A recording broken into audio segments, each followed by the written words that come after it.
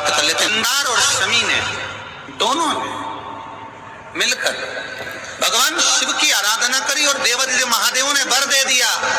सुनो शमी और सुनो मंदार, यदि कोई भूल से भी आपकी पत्नी, आपका पुष्प मुझे समर्पित कर देगा, सुनो मंदार, सुनो शमी, अगर कोई भूल से भी आपकी पत्नी, आपका पुष्प मुझे समर्पित कर देगा, उसे हजारों अश्वमेध यज्ञ के स्नान का जो पुण्य होता है वो एक क्षण में प्राप्त होगा। हजारों अश्वमेध यज्ञ का पुण्य, हजारों अश्वमेध यज्ञ का पुण्य एक क्षण में प्राप्त हो। ये मंदार, ये शमी, हजारों अश्वमेध यज्ञ का पुण्य एक साथ। शमी की पत्ती देखिए आप लोगों ने, जम के तो बोले जरा, देखिए मंदार पुष्प भी देखा हुआ है। अब शमी की जो पत्ती होती है, उस शमी की पत्ती को भगवान देवादिदेव महादेव पर चढ़ाने का, शमी की पत्ती जो होती है उस शमी की पत्ती को चढ़ाने का एक नियम भी होता है। थोड़ा सावधानी से सुनना इस नियम को, जो आपके जीवन को सार्थक बना सकता है। शमी की पत्री को चढ़ाने का एक नियम है, बड़ा सुंदर नियम, आपके जीवन में उतारने लगा। महाराज, जब सारा श्रृंगार मेरे देवादिदेव महादेव का हो जाए, बहुत ध्यान से सुनना, ये प्रसंग आया नहीं पहले, आज अगर कुबेरेश्वर बाबा की पावन धरा पर ये प्रसंग निकला है तो उसको ध्यान से सुनिए। पत्ती, शमी की जो पत्ती होती है, उस शमी की पत्ती को कब, कैसे और कहां चढ़ाना चाहिए, और शमी की पत्ती का फल क्या होता है वो भी अभी हम समझ लें उसको। शमी की पत्ती, संपूर्ण स्नान भगवान का हो जाए, संपूर्ण स्नान, आप समझे उसको। जैसे ये शिवलिंग है, जलाधारी, जल निकल कर जाने का स्थान, गणेश, कार्तिकेय, अशोक सुंदरी, जलाधारी मतलब माता पार्वती जी का हस्त कमल, शिवलिंग, शिव का स्वरूप, ऊपर जो जलाधारी लगी है उसमें से एक एक बूंद जो पानी नीचे गिर रहा है, जो पानी नीचे गिर रहा है, शिव जी की बेटियां जया, विषहरा, शामली बारी, दौतली, देव, शिव जी की पुत्री बेटी। जब देवादिदेव महादेव को शमी का पत्ता चढ़ाया जाता है, कब चढ़ाते हैं, जब आपने संपूर्ण जलाधारी को हाथ से साफ कर दिया हो, शिवलिंग पर जल चढ़ा दिया हो, शिवलिंग का पूरा श्रृंगार आपने कर दिया, संपूर्ण श्रृंगार मेरे देवादिदेव महादेव का हो गया, संपूर्ण श्रृंगार। बाबा को चंदन का लेपन, अबीर, गुलाल, अक्षत, बेलपत्र, धतूरा, जो भी तुम्हें चढ़ाना है सब कुछ तुमने चढ़ा दिया, सारा श्रृंगार मेरे देवादिदेव महादेव का हो गया। तब शमी की पत्ती को मां जगतजननी की जो जलाधारी है उस पर मात्र स्पर्श कराकर शिव के शिवलिंग पर आखिरी में समर्पित कर देना चाहिए, जिससे हमारी मन की जो कामना है वो मां जगतजननी देवादिदेव महादेव से उनके कानों में श्रवण कर। शमी पत्र का एक बात और स्मरण में रहे, शमी पत्र की बहुत एक बात और अपने स्मरण में लीजिएगा। शमी पत्र जैसे शिवलिंग, जलाधारी और स्थान, जब बहुत ज्यादा मात्रा में दरिद्रता होती है, बहुत ज्यादा मात्रा में बहुत कष्टमय जीवन, जब तुम्हारी चित्त वृत्ति में आए, जब तुम्हारे मन में आए, धन भी नहीं है, पैसा भी नहीं है, बहुत दरिद्रता का जीवन है, बहुत दुखी जीवन, तब बेलपत्र और शमी पत्र का प्रयोग जरूर करके देखना। प्रैक्टिकल करने में कुछ नहीं जाता, प्रैक्टिकल करने में क्या जाता है, करके देखना। उस समय पर फिर वो कहते हैं ना कि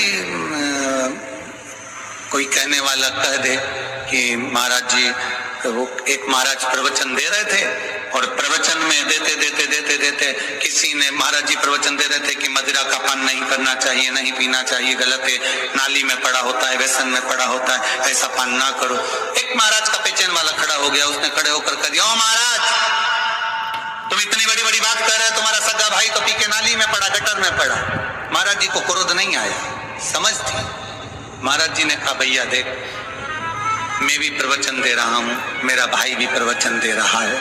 मैं मुंह से समझा रहा हूँ कि पीकर लोग नाली में गिरते हैं, गटर में गिरते हैं। मेरा भाई प्रैक्टिकल करके दिखा रहा है कि मत पिया।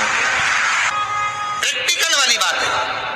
शमी पत्र, बेलपत्र का एक बार जीवन में प्रैक्टिकल कर देखो।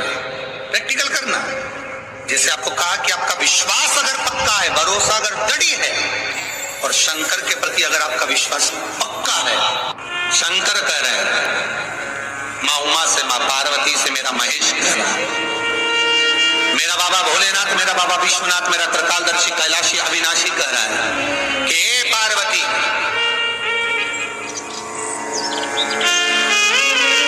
एक पीला, एक बेल जो मुझे समर्पित करता है, और समर्पित करने के बाद उस बेल की महत्वता देखिए, जो बैसाख महीने में बाबा शंकर को जो चढ़ाया जाता है, और 1000 अश्वमेध यज्ञ का पुण्य फल हम प्राप्त कर लेते, मात्र एक फल चढ़ाकर, मात्र एक फल चढ़ाकर। हे पार्वती,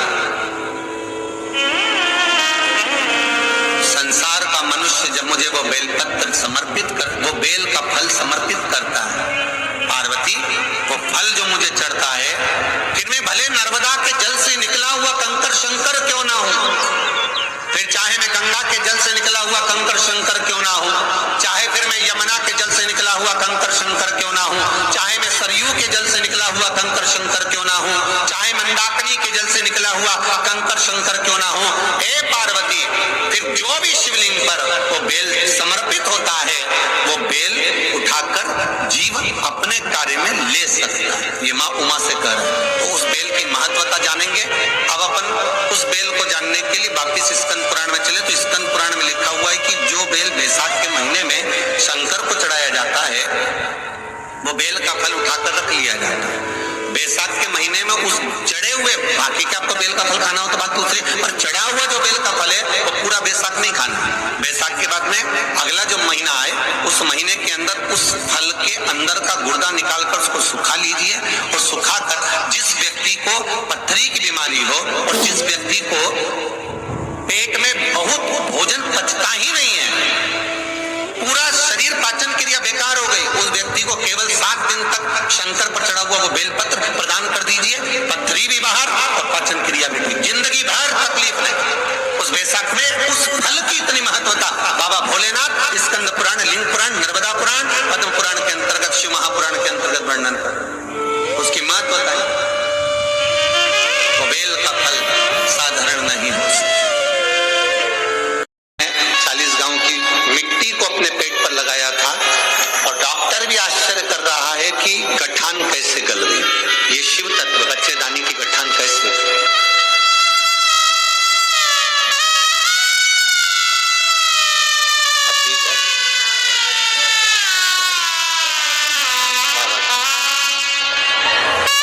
और लुटा दिया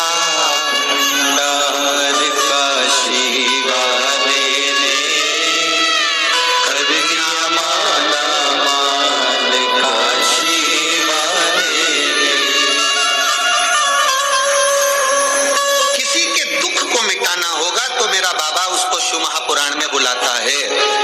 किसी के कष्ट को मिटाना होता है तो मेरे भोले बाबा, तुम आस्था चैनल पर कथा निकाल रहे हो, कहीं कोई दूसरा नाटक देख रहे हो, तू दूसरा सीरियल देख रहे हो, और तुम्हारा रिमोट काम करते करते आस्था चैनल पर आ गया, सुबह 9:30 से 12:30 बजे तक कथा सुन रहे, मन लग गया, थोड़ी देर चित्त लग गया,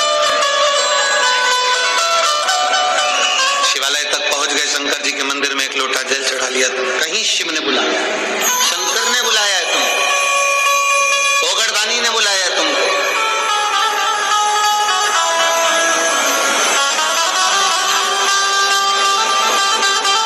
ये उसकी कृपा। बड़े खुश होना रे परतवाड़ा वाले, और परतवाड़ा के जितने आसपास के लोग आए ना यहाँ कथा सुनने के लिए, बहुत प्रसन्न होना। वो कहते हैं ना कि किसी को हिचकी आती है ना, क्या बोलते, हिचकी बोलते, टुचकी बोलते, हिचकी जैसी,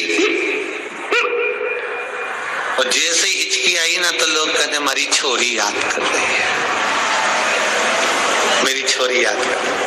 जैसी हिचकी आई तो के मेरा छोरा याद कर। बस जैसे हिचकी आए तुम्हें छोरा छोरी याद कर रहा है, उसी तरह अपने नजदीक में अगर तुम्हें सूचना मिल जाए कि शिव पुराण की कथा हो रही है और तुम्हारा मन जाने का कर जाए तो समझ लेना कि शंकर जी याद कर रहा है, शिव जी याद। पर तुम्हारी भी आदत बुरी है ना, तुम तुरंत जैसे ही बेटा याद कर रहे, बेटी याद कर रही, एक बार मुंह से नहीं बोले किसी और वाला महाराज याद कर, एक बार मुंह से नहीं बोले। बहुत दिन से कुबेरेश्वर धाम नहीं गई, अब मेरा बोला अब तुम 15 मई से तो वैसे ही जाओगे क्योंकि रुद्राक्ष वितरण चालू हो जाएगा। 15 मई से सुबह 10 बजे से शाम को 5 बजे तक रुद्राक्ष वितरण, बाबा का प्रसाद, लोगों के दुख निवारण के लिए। फिर वो रुद्राक्ष जल में डालकर शिव को चढ़ाकर आचमन, कई लोग उसको गले में पहनते हैं, कई लोग गुल्लक में डाल लेते हैं, तिजोरी में, वो साधारण रुद्राक्ष। फिर और कभी कभी अगर हिचकी चले ना तो तुम याद करके, तुम्हारे जैसे खाना खा रहे तो हिचकी चल जाए तो याद बोल देना शिवर वाला महाराज याद कर।